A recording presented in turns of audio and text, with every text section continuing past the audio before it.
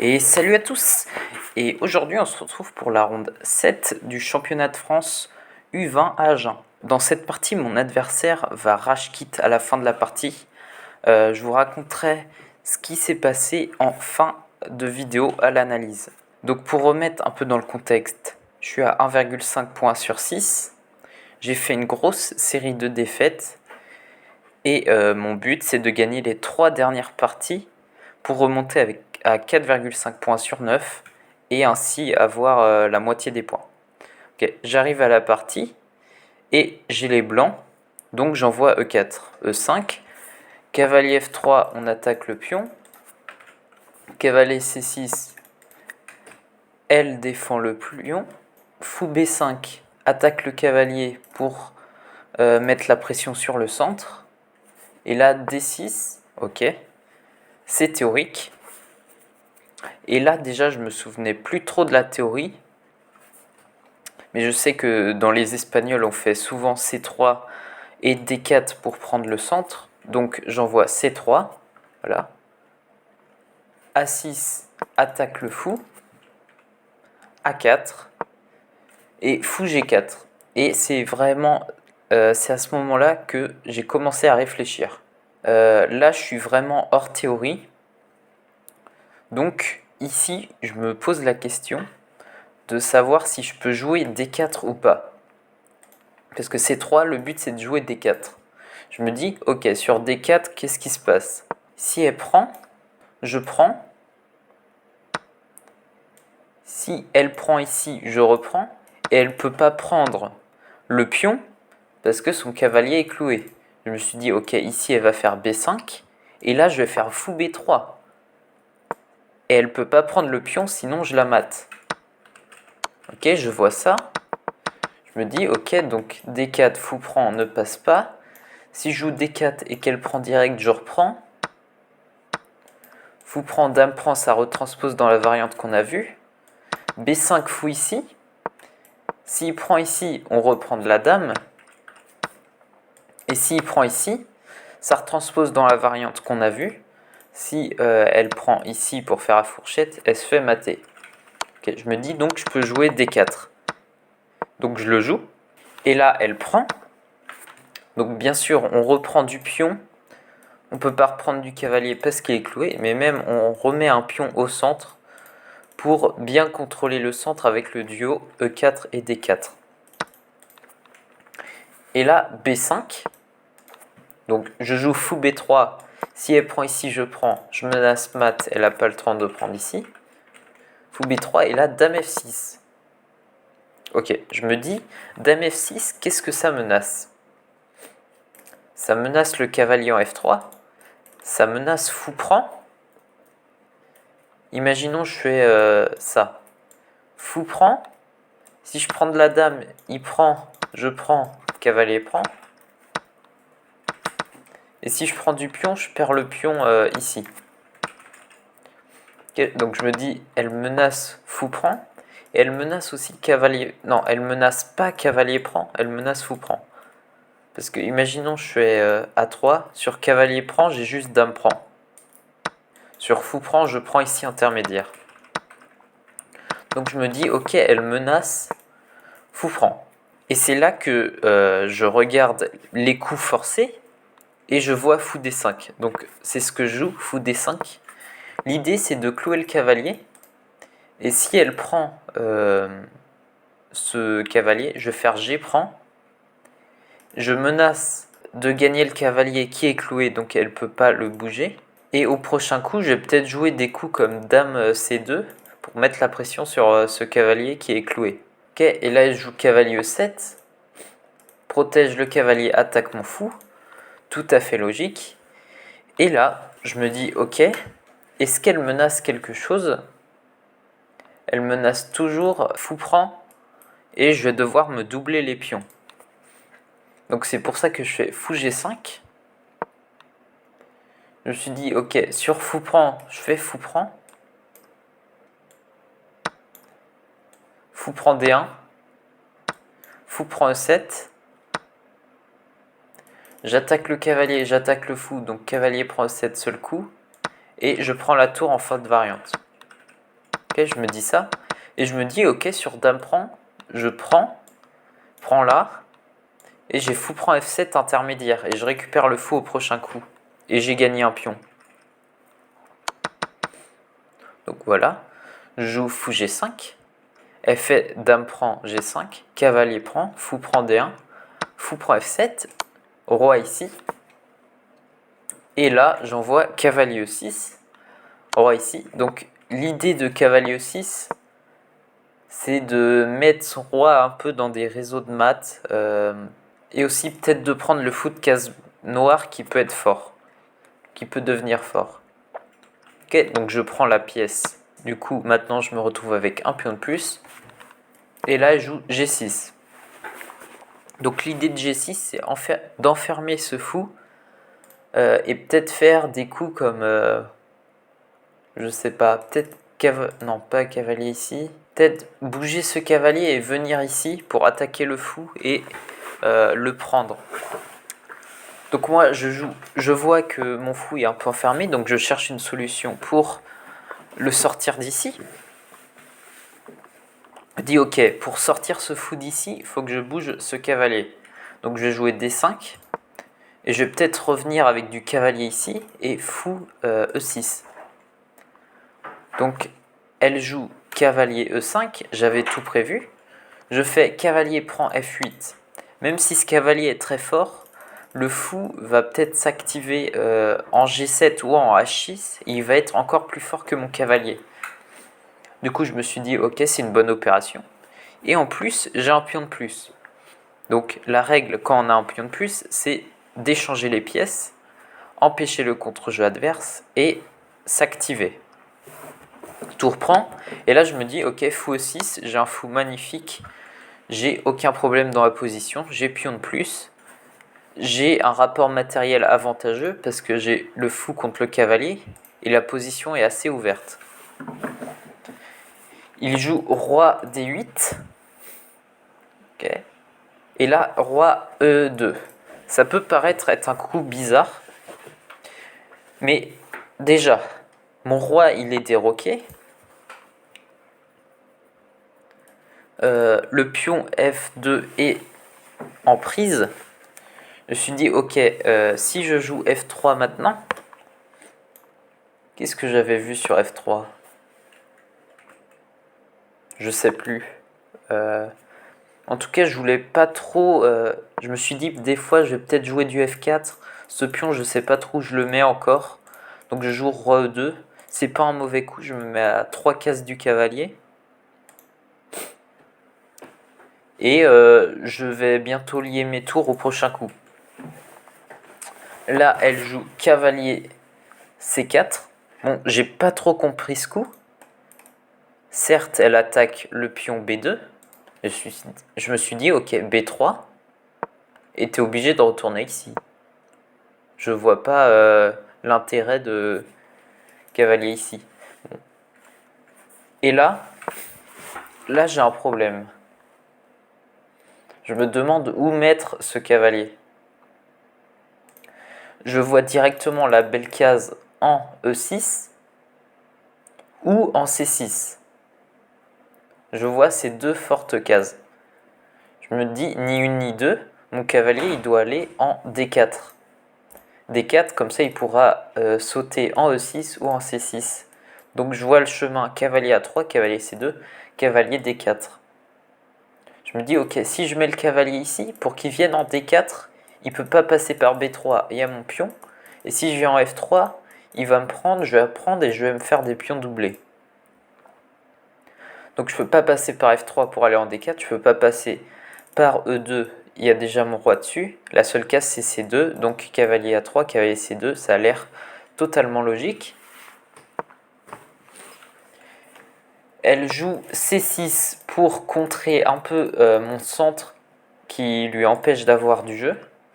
Je joue pion prend, cavalier prend, tour D1. Voilà.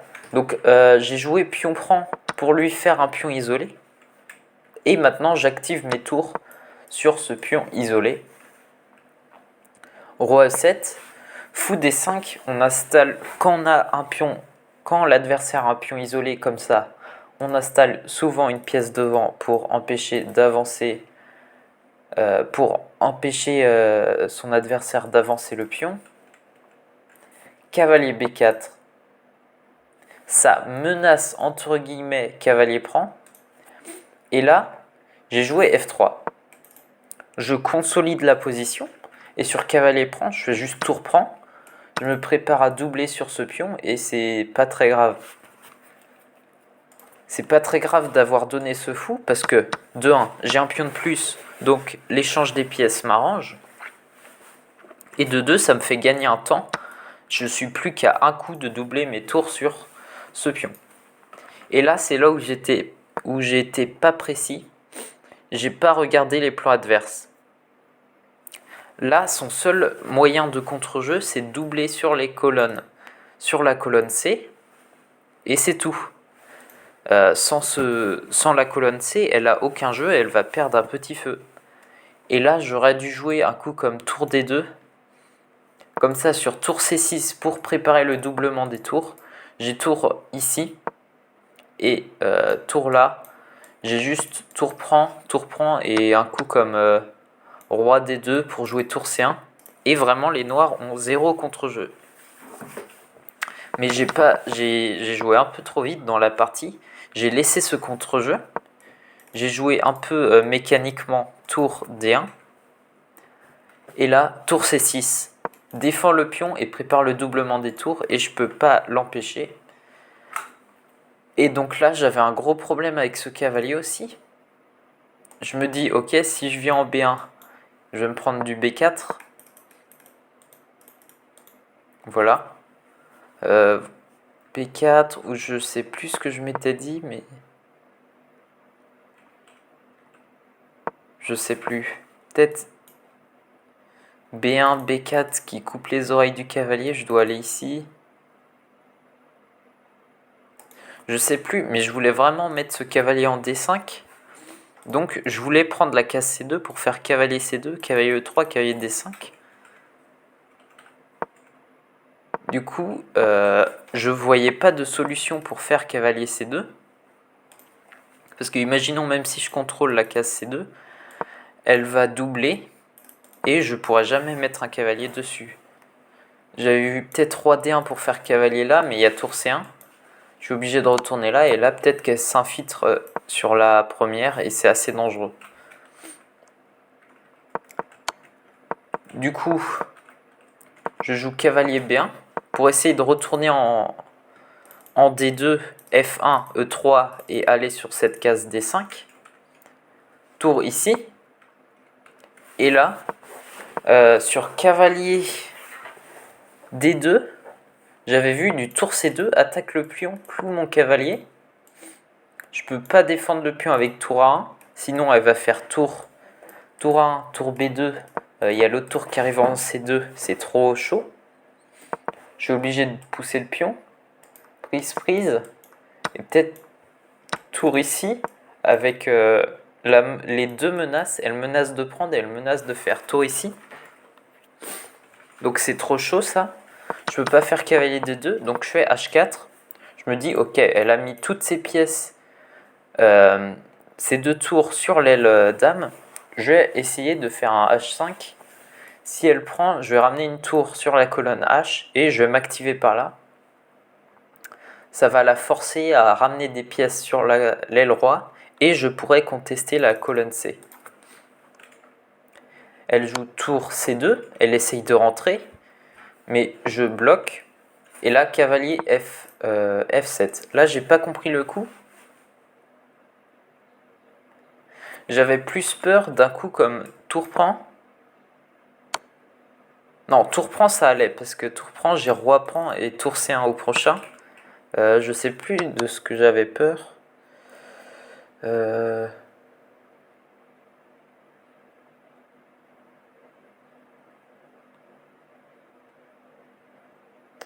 sais plus.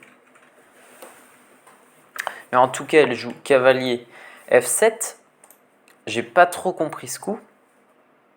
Peut-être c'est pour jouer G5, mais je crois pas. J'ai pas compris ce coup pendant la partie. Du coup, Je sais plus pourquoi j'ai joué à 4.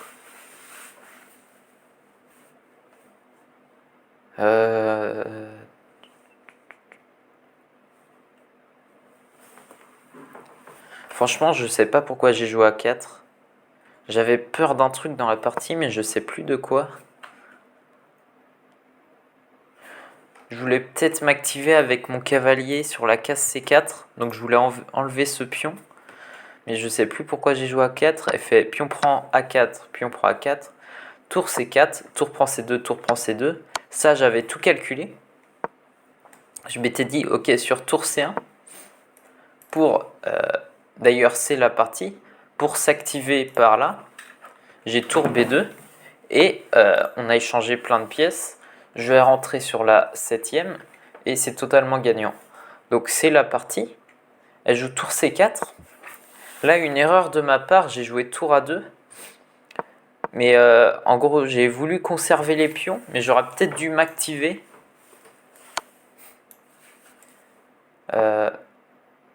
Quitte à donner le pion peut-être à 5 maintenant. Tour C5. Je sais pas, mais essayer de m'activer comme ça. Tour prend, cavalier ici. Je sais pas, des trucs comme ça. Mais j'ai voulu être passif, j'ai joué tour A2. Mais finalement, elle joue A5, un coup que j'ai pas compris pendant la partie aussi. Je sais pas ce que ça fait. Je joue là, je me dis, ok, cette tour est défense pion. J'ai juste mon cavalier qui est mal placé. Le roi, il est assez bien placé. Où est-ce que je veux mettre ce cavalier? Ici. Ok, donc je joue cavalier D2. Tour ici. J'ai pas trop compris le coup. Ah si, non, non. Remarque, j'attaquais la tour, donc c'est assez logique. Cavalier F5. Cavalier E5, cavalier E3. Voilà, je réalise mon plan. Je vais vers la case D5. Roi ici, elle anticipe l'échec. Parce que je menaçais la fourchette. Je joue quand même cavalier ici. Tour ici. Tour C2, j'essaye de m'activer en C7. Tour A3. Et là, on était en Zeitnot. On n'avait plus beaucoup de temps. Et j'ai décidé de tenter quelques pièges. Donc j'ai joué roi F2. Roi F2. L'idée sur tour prend déjà, il y a cavalier là, fourchette. Ça, c'était le piège. Et je voulais ramener mon roi vers là pour essayer d'attaquer ses pions. Donc elle tombe pas dans le piège. Elle fait roi E6. Et là, je m'active, tour C7. Et là, le jeu d'acteur, tour C7. On était en Zeitnot, donc j'ai fait semblant que j'ai blunder le pion. J'ai pris mes mains dans ma tête, j'ai dit en chuchotant, oh c'est pas possible, putain. Tu vois. Et là, elle hésitait. Elle hésitait. J'ai vu, non, c'est pas possible. Elle a vu le piège. Et là, au bout de 10 secondes, 10, 20 secondes, elle joue tour prend A4. Et là, je me dis, yes, mon jeu d'acteur a marché. Elle a pas vu. Et là, tour E7, l'uppercut qui vient finir la partie. Et c'est mat avec le roi en plein milieu de l'échiquier, avec seulement 2 pièces à l'attaque et ce pion. Donc voilà, partie assez peu sous contrôle. J'aurais pu empêcher son contre-jeu sur la colonne C, mais j'ai pas trop regardé les plans adverses. Et du coup, à la fin de la partie, on signe les feuilles et tout. Et là, j'allais lui proposer d'analyser la partie, mais là, elle a rage quitte. Elle a quitté la partie limite en jetant les pièces sur la table. Et voilà, c'était assez marrant. Et bon, du coup, elle a rage quitte à la fin. Donc maintenant, on va passer à l'analyse sur Lichess.